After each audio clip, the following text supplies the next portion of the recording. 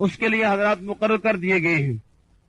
ایک طرف سے مولانا منظور احمد صاحب مینگل جو علماء دیوبند کی طرف سے مناظر ہیں، اور ان کے ساتھ معاون ہیں مولانا عبدالرشید صاحب، اور اسی طرح جناب مولانا محمد ابو بکر صاحب، اور دوسری طرف سے قاری عبد الباسط صاحب جو اصل مناظر ہیں، اور ان کے ساتھ جو معاون ہیں وہ عبدالصمد دامانوی صاحب ہیں، عبداللہ دامانوی صاحب۔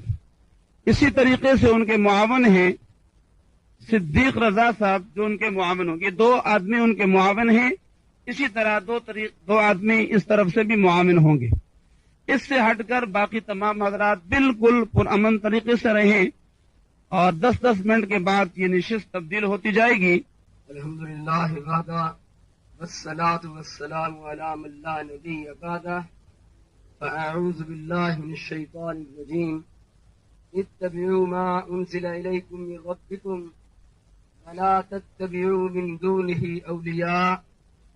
دوستو، جیسے کہ آپ نے سنا، کتابیں موجود ہیں، قرآن مجید موجود ہے۔ دیکھیں، ایک مثال دوں آپ کو۔ قرآن مجید کہتا ہے بل والدات یرضعن اولادہن حولین کاملین لمن اراد ان یتم الرضاعہ۔ حفاظ موجود ہوں گے، قرآن کریم میں یہ آیت موجود ہے کہ بچے والیاں مائیں اپنے بچوں کو 2 سال دودھ پلائیں۔ فقہ حنفی کا مسئلہ کیا ہے؟ 2.5 سال دودھ پلایا جائے۔ اب یہ ایک منسوخ مسئلہ ہے۔ ابھی بہت سارے دوستوں کو یہ خبر نہیں کہ منسوخ کیا ہے۔ سمجھ لیں کہ منسوخ وہ چیز ہے جس کا ذکر اللہ کے قرآن میں ہو اور حضرت محمد مصطفیٰ کے فرمان سے ثابت ہو، اس کو کہتے ہیں کہ یہ مسئلہ نص سے ثابت ہے۔ اصل اختلاف ہمارا یہی ہے کہ جہاں پر نص موجود ہو، اللہ کا قرآن موجود ہو، اس کے نبی اکرم حضرت محمد رسول اللہ کے فرمان موجود ہوں، وہاں پر ہم کسی امتی کی بات کو کیوں لے لیں؟ آخر اس کی کیا دلیل ہے کہ اللہ کے قرآن کو چھوڑ دیا جائے، نبی اکرم حضرت محمد رسول اللہ کی حدیث کو چھوڑ دیا جائے؟ دلیل تو چاہیے اس کی۔ غیر منسوخ مسائل میں اجتہاد کے ہم قائل ہیں، اجتہاد کے ہم منکر نہیں، غیر منسوخ مسائل میں۔ لیکن جو منسوخ مسائل ہیں اس کی بات ہے۔ مثال کے طور پر مولانا صاحب اس کا جواب دیں گے نہیں، یہ میرے پاس کتابیں موجود ہیں، ہدایت پڑھی ہے، قدوری پڑھی ہے، سن لیں۔ نبی اکرم حضرت محمد رسول اللہ صلی اللہ علیہ وسلم کی حدیث اور ہدایہ کا فرق، تقلید کیا ہے کہ حدیث رسول کو چھوڑ کر فقہ کی بات کو مان لیا جائے، یہ فرق ہے۔ اور اب سمجھیں، نبی اکرم حضرت محمد رسول اللہ صلی اللہ علیہ وسلم نماز کا آغاز کیسے کرتے تھے؟ بخاری شریف، اذا دخل فی الصلاۃ کبر۔ نبی اکرم حضرت محمد رسول اللہ جب نماز میں داخل ہوتے تھے، نماز کا افتتاح کرتے تھے تو اللہ اکبر کہتے تھے۔ کیا؟ اللہ اکبر۔ یہ اللہ کے رسول کی سنت ہے، سب صحابہ اللہ اکبر ہی کہتے رہے۔ یہ اللہ کے رسول کی بھی سنت، صحابہ کی بھی سنت، کسی نے اللہ اکبر کے لفظوں کو بدلا نہیں۔ اور نبی اکرم حضرت محمد رسول اللہ کا یہ فعل اور صحابہ کا یہ فعل تو ثابت ہے، لیکن اس کے ساتھ نبی اکرم حضرت محمد رسول اللہ صلی اللہ علیہ وسلم کا قولی حکم بھی موجود ہے۔ حضور فرماتے ہیں، جامع ترمذی میں یہ بات موجود ہے، جو چاہے دیکھے، ابھی کھول کر دکھاؤں۔ فرمایا حضور نے کہ تحریم التکبیر و تحلیل التسلیم۔ حضور فرماتے ہیں کہ نماز کا آغاز اللہ اکبر سے ہوگا اور نماز کا اختتام السلام علیکم پر ہوگا۔ یہ نبی اکرم حضرت محمد رسول اللہ صلی اللہ علیہ وسلم کا قولی حکم، یہ آپ کا ارشاد حدیثوں میں موجود۔ اور دوستو سمجھ لو کہ حدیث پر عمل کرنا سب مسلمانوں کا مشترک کام ہے۔ حدیث ہماری اپنی نہیں ہے، حدیث جیسی آپ کے لیے ہے ویسی میرے لیے ہے، کیونکہ ہم سب نے کلمہ پڑھا ہے حضرت محمد رسول اللہ صلی اللہ علیہ وآلہ وسلم کا۔ تو جیسے حدیث پر عمل کرنے کا میرا ذمہ ہے، ایسے آپ سب کا بھی ذمہ ہے۔ کیا وجہ ہے کہ نبی اکرم حضرت محمد رسول اللہ صلی اللہ علیہ وسلم کی حدیث کو چھوڑ کر اس کے مقابلے میں فقہ کا مسئلہ مان لیا جائے؟ تو فقہ کا مسئلہ کیا ہے؟ سن لو علماء بیٹھے ہیں، یا تو منکر ہو جائے کہ یہ ہماری کتاب میں نہیں ہے، یا اس سٹیج پر یہ اعلان کریں کہ اس مسئلے کو ہم مانتے نہیں ہیں۔ سنیے، فرمایا قدوری کی عبارت پڑھوں اور کہو تو ہدایہ کی پڑھوں، قدوری بھی موجود ہے، ہدایہ بھی موجود ہے۔ فرمایا کہ فَإِن قَالَ بَدَلًا مِنَ التَّكْبِيرِ اللَّهُ أَجَلَّ أَوْ أَعْظَمَ فَقَدْ جَازَتْ عِندَ أَبِي حَنِیفَہ، اگر نمازی نماز شروع کرتے وقت اللہ اکبر کے بجائے اللہ اجل کہہ لیا کرے، اللہ اعظم کہہ لیا کرے، فقد جازت عند ابی حنیفہ، تو ابو حنیفہ رحمت اللہ علیہ کے نزدیک اس کی نماز جائز ہوگی۔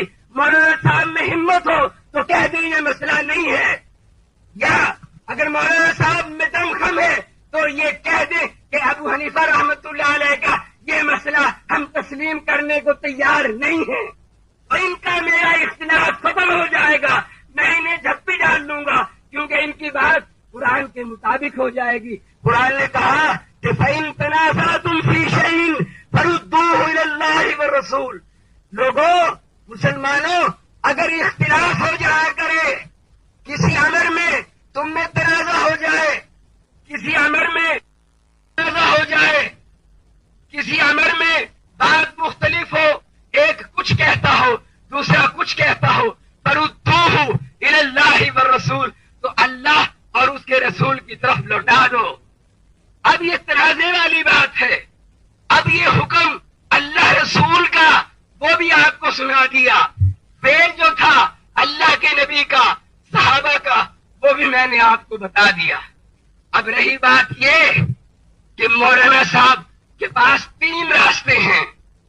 مولانا صاحب کہیں کہ جناب یہ جو آپ نے بات کی ہے کتاب میں ہماری نہیں ہے، یا کہیں کہ کسی نے ہماری کتاب میں بڑھا دی ہے، کسی نے ہماری کتاب میں خیانت کی ہے، یا پھر تیسرا راستہ تو ایک ہی ہے، بولے کہ جناب میں اس مسئلے کو نہیں مانتا، لیکن سمجھ لیں مقلد کو حق نہیں ہے۔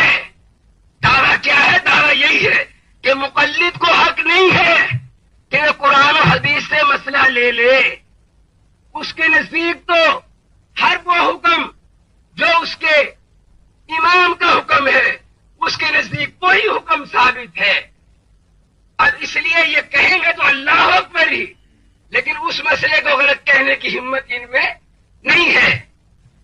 دوستو عزیزو، میں پہلی مرتبہ آیا ہوں اس لین پہ، لیکن الحمدللہ میری ہمت کافی بلند ہو گئی ہے۔ خیر، ایک ایک بات کا انشاءاللہ جواب آپ کو ملے گا۔ والوالدات یرضعن اولادهن حولین کاملین، کہتے ہیں کہ 2 سال یہ ہے کہ عورت کو دودھ پلانی چاہیے، اور حنفی حضرات کہتے ہیں کہ 2.5 سال کا حنفی کہتے ہیں۔ میں آپ سے عرض کروں گا یہ خدا کا حکم ہے، لیکن اگر ایک آدمی 1 سال میں دودھ بند کر دیتا ہے، کوئی عورت بند کر دیتی ہے، اس کے بارے میں کیا کہتے ہو؟ یہ تو تمہارے غیر مقلد بھی کر رہے ہیں آج کل۔ بھائی آپ بات سمجھ رہے نہیں سمجھ رہے؟ خدا کا حکم ہے 2 سال کا، چلو، لیکن آج کل یہ پاؤڈر ماڈر نکلا ہے، غیر سمجھ رہے نہیں سمجھ رہے؟ خدا کا حکم ہے 2 سال کا، چلو، لیکن آج کل یہ پاؤڈر ماڈر نکلا ہے، غیر مقلد ہم سے زیادہ استعمال کرتے ہیں، وہ اپنے بچوں کے لیے۔ تم اس پر عمل کرو۔ اور بات ذرا سمجھو، فقہ حنفی کو آپ سمجھے نہیں ہے۔ فقہ حنفی ہر رتب و یابس کا نام نہیں ہے، فقہ حنفی اقوال مفتہ بھی کا نام ہے، جس پر فتویٰ ہو۔ ہدایہ کا جو قول تم نے پیش کیا، دکھاؤ اس پر فتویٰ ہے، دکھاؤ مجھے، یا یہ ہے کہ میں شامیہ میں آپ کو دکھاؤں گا کہ اس پر فتویٰ نہیں ہے۔ ہم گھر والے ہیں، ہمارے گھر کے اندر جو کچھ ہے ہم اپنی چیز کو خود جانتے ہیں آپ سے زیادہ۔ اس طرح اگر آپ بات کرتے ہیں، میں آپ سے عرض کروں گا کہ بخاری کتاب التفسیر کے اندر دیکھیں، یہ فاتو حرسکم انا شئتم کے اندر آیا ہے، اس میں بعض لوگوں نے ابن عباس کا ایک قول یہ بھی ہے کہ عورت کے پچھلے حصے میں کام کرو، تم اس پر کرو نا، ہاں، ہر بات کو تم کہتے ہو، اور تم حدیث رسول کو کہتے ہو۔ بخاری کے اندر صرف 4000 حدیثیں ہیں، 4000 حدیثیں، ویسے تو 7000 کی تعداد میں ہے، دوسرے حدیثیں کہاں ہیں؟ اقوال صحابہ ہے۔ تم تو کہتے ہو خدا اور رسول کی بات مانیں گے، صحابہ کو تم مانتے نہیں ہو، حالانکہ پورے بخاری پر کہتے ہو ہم عمل کرتے ہیں، وہ سب تھوڑے صحابہ رسول اقدس صلی اللہ علیہ وسلم کی حدیثیں۔ تو والوالدات یرضعن مفتہ بھی قول ہمارا یہ ہے، وہ 2 سال کا ہے۔ امام ابو حنیفہ رحمۃ اللہ علیہ یہ فرماتے غریب کہ 2 سال ضروری ہے، اس کے بعد 5 مہینے 6 مہینے کے لیے اگر کبھی کبھی غذا آہستہ آہستہ کھلائے، اور کبھی کبھی یہ ہے کہ امام ابو حنیفہ رحمۃ اللہ علیہ فرماتے کہ اس کو دودھ پلائے تاکہ اس کو عادی بنائے. یہ 5-6 مہینے عادی بنانے کے لیے یہ کوئی ایسا مسئلہ نہیں ہے. لیکن اگر یہ خدا کا حکم ہے اور ضروری ہے تو پھر آپ مجھے پہلے میں آپ سے کہوں گا آپ دلیل جاننے والے، خدا واسطے مجھے یہ بتاؤ والوالدات یرضعن اولادهن حولین، یہ حکم واجب ہے، فرض ہے، سنت ہے 2 سال کو پورا کرنا، یا سنت موقد ہے، سنت غیر موقد ہے؟ دیکھو کلمے کا جواب نہیں دیا، اللہ کے وجود کا جواب نہیں دیا. ان کی کتابیں بھری ہوئی ہے، فرض، واجب، سنت موقد ہے، سنت غیر موقد ہے. ایک ایک چیز نوٹ کرو. میں اس وقت کہہ کے کہتا ہوں بخاری اور جو کتابیں آپ نے لائے، بتاؤ کس آیت سے، کس حدیث سے فرض کا ثبوت ہوتا ہے، کس حدیث سے واجب کا ثبوت ہوتا ہے، کس حدیث سے حرام کا ثبوت ہوتا ہے، کس حدیث سے حرام مکروہ تحریمی کا ثبوت ہوتا ہے، کس حدیث سے اور کس آیت سے مکروہ تنزیہ کا ثبوت. واللہ العظیم میں پورے سال کہیں کو چیلنج دیتا ہوں، ثابت نہیں کرے گا. بھائی فرض اور واجب اور سنت موقد اور سنت غیر موقد یہ ہماری اصطلاحات ہے، ہماری کتابوں سے انہوں نے لی ہے. اور ان کے فتاوی کی کتاب فتاوی نظیر یہ دیکھو، فتاوی ثنائی یہ دیکھو، ساری کتابیں ان سے بھری ہوئی ہے، لیکن ان کے گھر کے اندر یہ چیز نہیں ہے. یہ ہمارے لے کر کے پھر ہم پر بمباری کرتے ہیں. آسان سی بات ہے. تم لوگ یہاں جو لوگ نماز پڑھتے فرض کو، واجب کو، سنت موقدہ کو جانتے ہو نہیں جانتے ہو؟ جانتے ہو. مولوی صاحب سے کہو کہ بخاری میں دکھاؤ سنت موقدہ کدھر لکھا ہوا، سنت غیر موقدہ کدھر لکھا ہوا، واجب کدھر لکھا ہوا ہے. ٹھیک ہے، افترضہن ایک جگہ فرض کا لفظ آیا ہے اور اوجب کا لفظ آیا ہے. امام شافعی بھی اس کو نہیں مانتا ہے، وہ واجب کو فرض کے اندر داخل مان. یہ 6-7 چیزیں جن کو شریعت کہتے ہیں یہ میں آپ سے مانگ لوں گا. آگے ذرا دیکھ لینا. کہتے ہیں کہ غیر منصوص مسائل کے اندر ہم بھی اجتہاد کے قائل ہیں. شکر ہے تم تھوڑا سا آگے اور بھی آ جاؤ گے انشاءاللہ.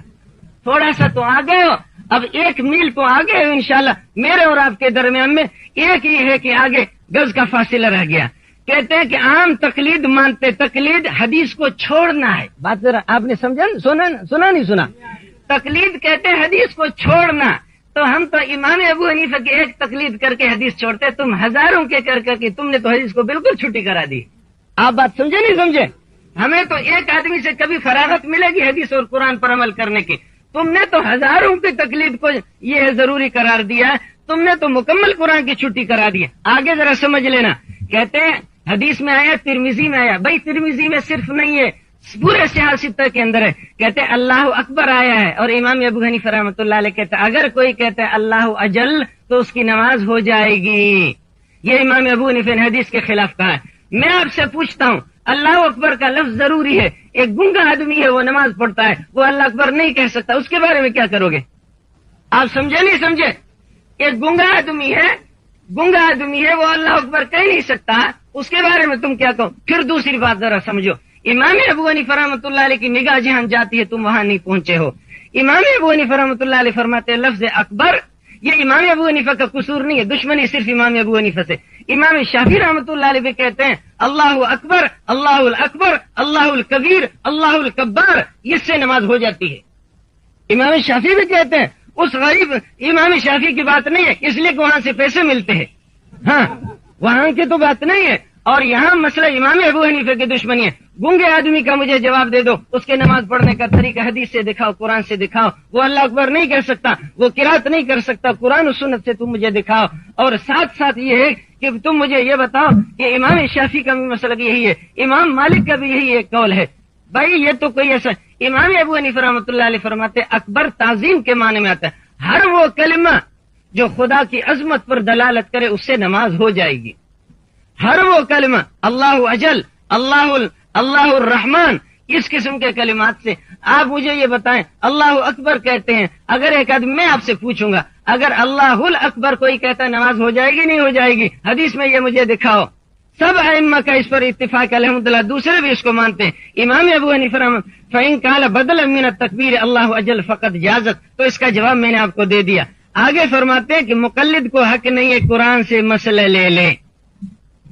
وہ تو ہمیشہ کتابوں کہتے مجھے جواب دے دو، تم اپنی کتابوں کے. میں آپ سے عرض کروں گا کہ ہمیں حق نہیں ہے تو امام ابو حنیفہ سے فراغت نہیں ہے. تم تو سب کی تقلید کرتے، تمہیں تو بالکل حق نہیں ہے. تم تو سب کی تقلید کرتے ہو، تمہیں کہاں یہ حق پہنچا؟ اور میرے بھائی جان کہتے ہیں کہ رفع یدین کہنے نہ کہنے پر کوئی حدیث موجود ہے تو پھر کیوں نہیں کرتے ہو؟ جی ہم کرتے ہیں، دیکھ لینا فتاوی رشیدیہ. اور دوسرے بات صرف اولویت کی ہو رہی ہے کہ کون سا رفع یدین کرنا اولا ہے یا غیر اولا ہے. جائز رفع یدین کو ہم سمجھتے ہیں ہمارے محققین علماء، لیکن اولا سمجھتے ہیں کہ رفع یدین نہ کرے. باقی آپ اگر کہتے ہیں، آپ کے ابوالکلام آزاد رحمۃ اللہ علیہ، دوسرے آپ کے علماء، آپ دیکھ لیں اپنی کتابیں پڑھ لیں، وہ بھی نوافل کے اندر رفع یدین کرتے تھے، فرائض کے اندر وہ بھی نہیں کرتے تھے. کہتے فرائض کے اندر یہ جو حدیث، یہ ایک الگ مسئلہ ہے، ہم اس کی طرف انشاءاللہ بعد میں جائیں گے. لیکن اگر پھر بھی آپ کہتے ہیں تو چلو کل ایک کمرے میں جاتے ہیں، ہماری مسجد میں آپ آ جائیں، کبھی میں جامع ابی بکر میں آ جاؤں گا، کبھی آپ رفع یدین نہ کرو. ہماری والی نماز بھی تو جو امام ابو حنیفہ نے حدیثوں سے ثابت کیا اس کو پڑھ لو، اور کبھی میں آپ والا کر لوں گا، ہاتھ بڑھاؤ ہم تمہارے ساتھ ہیں. جی ہاں بھائی، یہ بات ہو گئی. مولوی صاحب نے میرے جواب نہیں دیا. فرض واجب سنت ان چیزوں کو بخاری سے بھی ثابت کر کے مجھے دکھائیں، اللہ کے وجود کو بخاری سے ثابت کر کے. کہتے ہیں کہ دہریے کی بات نہیں ہے، بات یہ ہو رہی ہے تم ہر بات کی رٹ لگاتے ہو، قرآن و سنت سے ثابت کرتے ہو. اللہ موجود اور مجھے دکھاؤ قرآن و سنت میں، لا الہ الا محمد رسول اللہ قرآن و سنت میں، خبر متواتر میں مجھے دکھاؤ. اور چھوڑو، تم مجھے بتاؤ کہ امام عاصم کے ایک آدمی کی قرات پڑھتے ہو نہیں پڑھتے بھائی؟ جو قرآن مجید ہمارے پاس موجود ہے، یہ ایک آدمی کی تقلید تم بھی تو کرتے ہو، تم مشرک نہیں ہو؟ امام عاصم رحمت اللہ علیہ اس قرات کو یہ ہے کہ رسول اقدس صلی اللہ علیہ وسلم کو اس کی سند پہنچا دیتا ہے، اور آخر تک یہی حال ہمارے پاس بھی موجود ہے. الحمدللہ علی آلائہ والصلاة والسلام علی سید انبیائہ. اعوذ باللہ من الشیطان الرجیم. مرج البحرین یلتقیان بینہما برزخ لا یبغیان. میں نے جو بات کہی تھی ہدایہ میں، مولانا صاحب نے تسلیم کیا کہ ہدایہ میں یہی بات موجود ہے، قدوری میں یہ بات موجود ہے کہ فَإِنْ قَالَ بَدَلًا مِنَ التَّكْبِيرِ اللَّهُ أَجَلُ أَوْ أَعْظَمُ فَقَدْ جَازَتْ عِنْدَ أَبِي حنیفہ، کہ اگر نمازی نماز شروع کرتے وقت اللہ اکبر کے بجائے اللہ اجل کہہ لے، اللہ اعظم کہہ لے تو فقط جازت عند ابی حنیفہ، ابو حنیفہ کے نزدیک اس کی نماز جائز ہو گئی. میں نے عرض کیا تھا مولانا صاحب کو جرأت نہیں ہوگی کہ اس مسئلے کو غلط کہہ دیں، اور وہی ہوا. مولانا صاحب نے اس مسئلے کو غلط نہیں کہا بلکہ دلیل دی اپنے پاس سے، قرآن سے نہیں، حدیث رسول سے نہیں، کسی صحابی سے نہیں، اجماع صحابہ سے نہیں، دلیل دی اپنے ذہن سے. لیکن مقلد کی دلیل خود تقلید کی طرح بودی ہوتی ہے. سمجھ لو کہ دلیل کیا دی کہ اگر کوئی شخص گونگا ہو تو وہ اللہ اکبر کہہ نہیں سکتا. یہ بات اگر اللہ اکبر تو وہ کہہ نہیں سکتا تو اللہ اجل کہنے کی اس کو طاقت ہے؟ سوچنے کی بات ہے دوستو. یہ تقلید شخصی ہے جس نے عقل پر اندھیرے ڈال دی. اللہ اجل تو گونگا کہہ لے گا، اللہ اعظم تو گونگا کہہ لے گا، لیکن اللہ اکبر کہتے ہوئے گونگا ہو جائے گا. بات گونگے کی نہیں ہے. اور سمجھ لو، اسی مسئلے کو مزید واضح کروں، اسی ہدایہ میں ہے کہ ابو حنیفہ رحمت اللہ علیہ کے نزدیک اللہ اکبر کے بجائے اگر فارسی میں کہہ لے، اگر فارسی زبان میں کہہ لے کہ اللہ بزرگ ترست، الفاظ نوٹ کرو، اللہ بزرگ ترست، کہ اللہ سب سے بڑا ہے، فارسی میں کہہ لے. اب یہ گونگا ہوگا جو فارسی میں کہے گا. نبی اکرم حضرت محمد رسول اللہ صلی اللہ علیہ وسلم کے صحابی تھے، سلمان فارسی تھے نا، انہوں نے کبھی اللہ اکبر کو چھوڑ کے اللہ بزرگ ترست نہیں کہا. اور صاحب کو جرأت یہاں بھی نہیں ہوگی کہ میرے مسئلے کی کاٹ کر دیں، بول دیں کہ ابو حنیفہ رحمت اللہ علیہ کا یہ قول ہم نہیں مانیں گے کیونکہ محمد مصطفیٰ کی سنت کے خلاف ہے. ہم تو حدیث کے ماننے والے ہیں، ہم تو سنت رسول کے ماننے والے ہیں. مولانا کو یہ جرأت ہوگی نہیں. اللہ بزرگ پرست کہہ لے تب بھی اس کی نماز ہو جائے گی. مولانا کہیں کہ یہ بات ہدایہ میں نہیں ہے تو ہدایہ کھول کر دکھاؤں، میں لے کر آیا ہوں کتابیں. اور ساتھ یوں بھی کہا کہ اللہ بزرگ پرست تو نماز کا آغاز ہے نا، اگر ساری نماز فارسی میں پڑھ لے جب بھی نماز ہو جائے گی. کس نے کہا؟ بولو. ابو حنیفہ رحمت اللہ علیہ نے کہا. اور خوب سن لو، میں یہ سمجھتا ہوں کہ فقہ حنفی امام ابو حنیفہ رحمت اللہ علیہ پر بہتان ہے. مولانا کو یہ ضرورت نہیں ہوگی، لیکن میں ببانگے دول کہتا ہوں کہ فقہ حنفی حضرت امام اعظم ابو حنیفہ رحمت اللہ علیہ پر بہتان ہے، کیونکہ فقہ حنفی کی کسی کتاب کی سند امام اعظم ابو حنیفہ رحمت اللہ علیہ تک نہیں پہنچتی. جب اس کی سند امام اعظم تک نہیں پہنچتی تو ان پر بہتان ہوا یا نہ ہوا؟ بات سمجھ رہے ہیں نا؟ یہ بہتان ہے کہ انہوں نے بول دیا کہ فارسی میں. لیکن میں کہہ رہا ہوں مولانا کیسے کہہ دیں؟ اگر مولانا کہہ دیں تو جن کتابوں کی تقلید کر رہے ہیں، جن کتابوں پر عمل کر رہے ہیں، وہ کتابیں غلط ہو گئی. سمجھ رہے ہیں نا؟ اور مثالیں دیکھو کیسی. مشورہ دوں گا میں مولانا صاحب کو تھوڑا بدام روغن استعمال کریں. آپ سمجھ رہے ہیں؟ ایک منٹ، ابھی ٹائم باقی ہے میرا. تو نماز فارسی میں پڑھ لینا جائز ہے. حضور کے صحابی فارسی تھے، کسی نے فارسی میں نہیں پڑھی. اور سنو، میں نے حدیث جو پڑھی تھی اس کے جز تھے 2. پہلا جز تھا تحریم التکبیر و تحلیل التسلیم. پہلا جز ہے کہ نماز کا آغاز اللہ اکبر سے ہوگا. دوسرا جز ہے تحلیل التسلیم، نماز کا اختتام السلام علیکم ورحمۃ اللہ پہ ہوگا، سلام پر ہوگا. اسی ہدایہ میں، اسی قدوری شریف میں لکھا ہے کیا کہ فَإِن تَعَمَّدَ الْحَدَثَ فِي هَذِهِ الْحَالَةِ، اگر تشہد میں بیٹھ کر، اس حالت میں بیٹھ کر کیا کرے؟ حدث، وضو کو توڑ دے، وضو کو توڑ دے. او تکلم، یا کلام کرے، او عمل عملا ينافي الصلاة، یا کوئی ایسا کام کرے جو نماز میں نہ کرنے کا ہو. پھر کیا ہوگا؟ پہلے کہا تھا فقط جازت عند ابی حنیفہ، اور اب کیا کہا؟ فقط تمت صلاته. کیا کہا میرے دوستوں؟ طالب علم بیٹھے ہیں، علماء بیٹھے ہیں، کیا کہا؟ فقط تمت صلاته، اس کی نماز کامل اور مکمل ہو گئی. اس چیز پر 3 باتوں سے نماز کامل ہوئی. کیسے؟ 3 باتوں کے کرنے سے. سلام نہیں پھیرا، تشہد میں بیٹھا ہے، کہتا ہے کہ جان بوجھ کر، قصدن، یہ نہیں کہ ویسے ہوا نکل گئی، نہ نہ نہ نہ، کہتا تعمد، جان بوجھ کر وضو کو توڑے، قصدن وضو کو توڑ دے. او تکلم، یا گفتگو شروع کر دے. او عمل عملا ينافي الصلاة، یا کوئی ایسا عمل کرے جو نماز میں نہ کرنے کا ہو.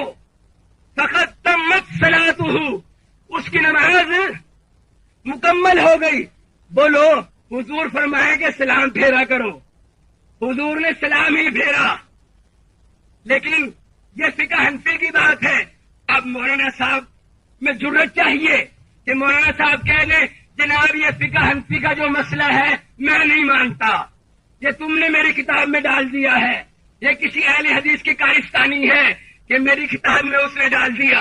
میرے مدرسوں میں جو کتابیں ہیں ان میں یہ مسئلہ نہیں ہے. لوگ گارنٹی سے کہتا ہوں یہ بات بھی مولانا کو کہنے کی ضرورت نہیں ہے.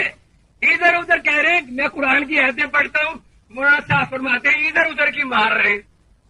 دیکھیں، قرآن کی آیتیں پڑھنا ادھر ادھر کی مارنا نہیں ہے. آپ اصل بات کو چھوڑ کر، جو موضوع میرے بحث ہے اس کو چھوڑ کر اس سے ہٹ رہے ہیں. لیکن میں نے جو موضوع طے ہوا ہے، جو شرائط کے اندر موجود ہے، اس موضوع سے میں ابھی تک ہٹا نہیں ہوں. میں وہی بات کر رہا ہوں جو موضوع میں تحریر ہوئی ہے. اس پر مولانا صاحب کے بھی دستخط موجود ہیں، میں نے بھی اس پر دستخط کیے ہیں. اس بات سے ہٹنا نہیں ہے.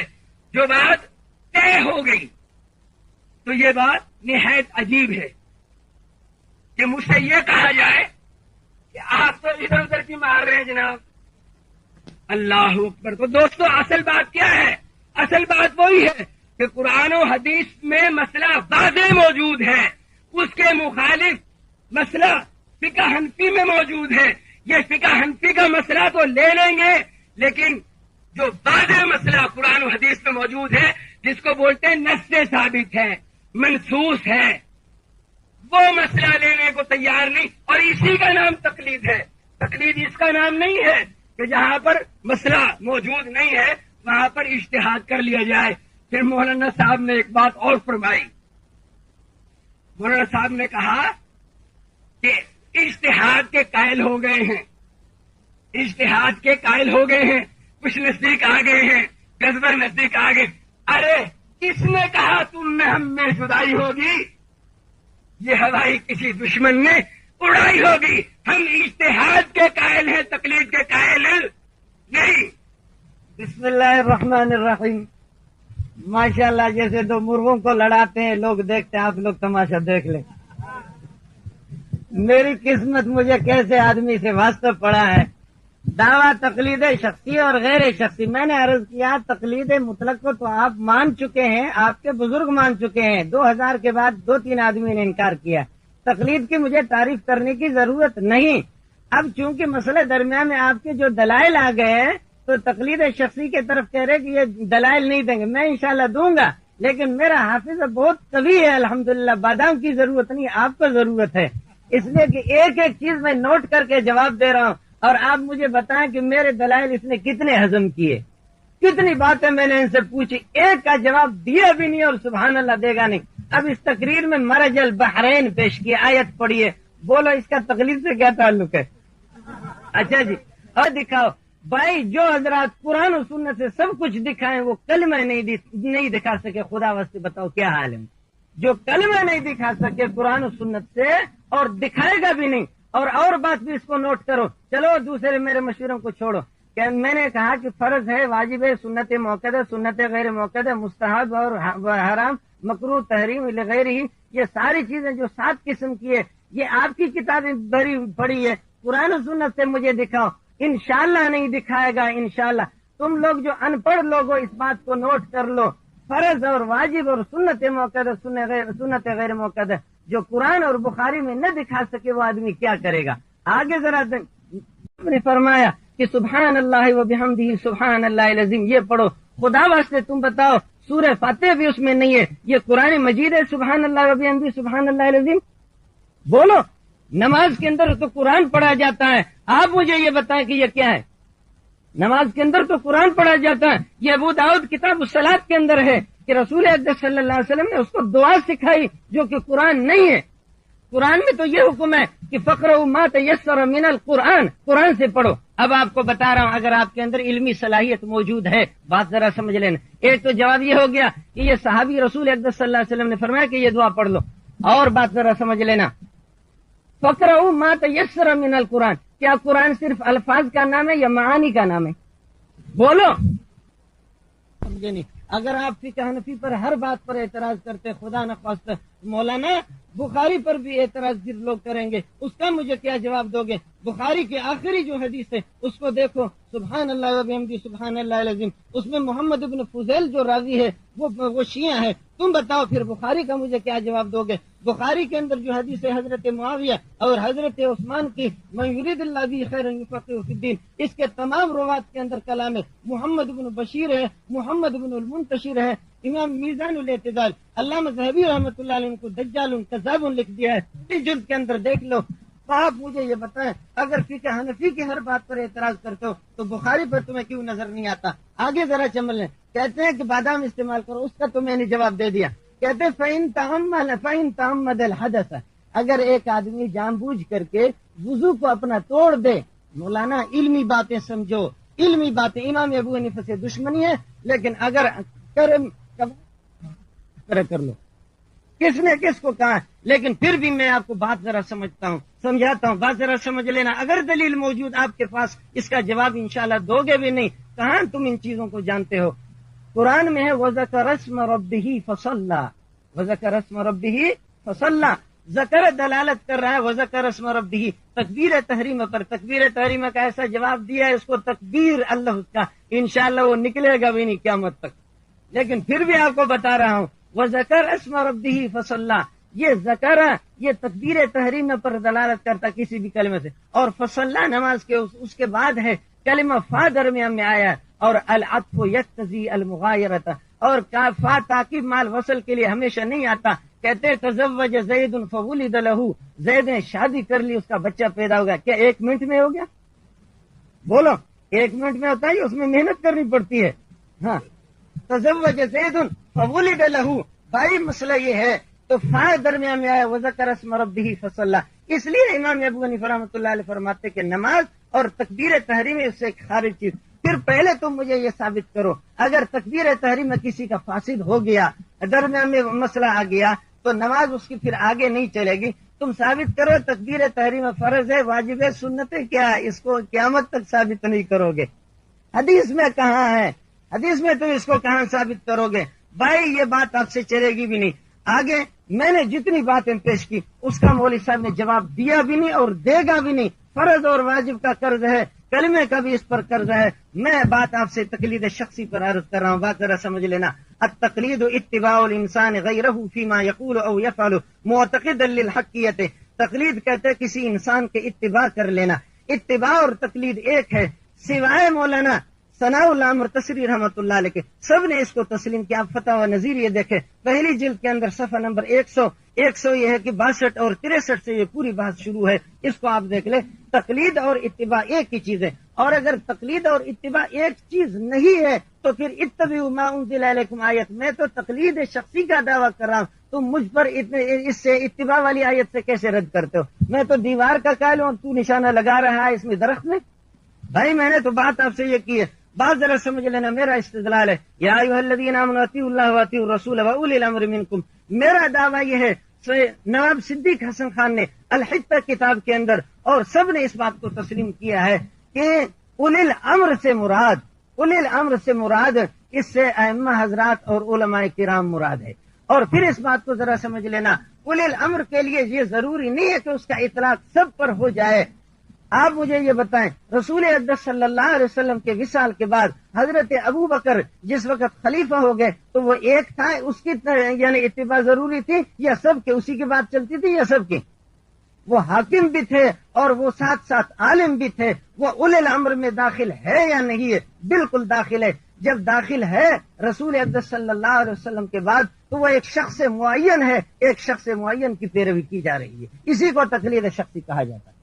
رسول اقدس صلی اللہ علیہ وسلم وَأُولِي الْأَمْرِ مِنْكُمْ یہ جواب یہ دے گا کہ جی اولی الامر سے مراد بادشاہ ہے. جی ہاں پرویز صاحب مراد ہے. جی ہاں پرویز صاحب کو تو ماننے کے لیے تیار ہوگا امام ابو حنیفہ. میں آپ سے عرض کروں گا اگر پرویز صاحب کی بات اس میں ہے آپ اس کو مانیں گے نہیں. فَإِن تَنَازَعْتُمْ فِي شَيْءٍ فَرُدُّوهُ إِلَى اللَّهِ وَالرَّسُولِ فِي شَيْءٍ. آپ مجھے یہ بتائیں دنیوی بات میں جھگڑا ہو جائے گی تو ہم اللہ رسول کی طرف اس کو لوٹائیں گے کیا؟ یہ دین کی بات ہے اور دین کے بعد علماء کے پاس جائیں گے، دین کے پاس علماء کے پاس جائیں گے. اسی طرح وَأُولِي الْأَمْرِ ایک اور آیت اسی 5ویں پارے میں آگے وَإِذَا جَاءَهُمْ أَمْرٌ مِّنَ الْأَمْنِ أَوِ الْخَوْفِ أَذَاعُوا بِهِ وَلَوْ رَدُّوهُ إِلَى الرَّسُولِ وَإِلَى أُولِي الْأَمْرِ مِنْهُمْ. اولی الامر سے یہاں پر یہ ہے کہ سلاطین مراد نہیں ہے.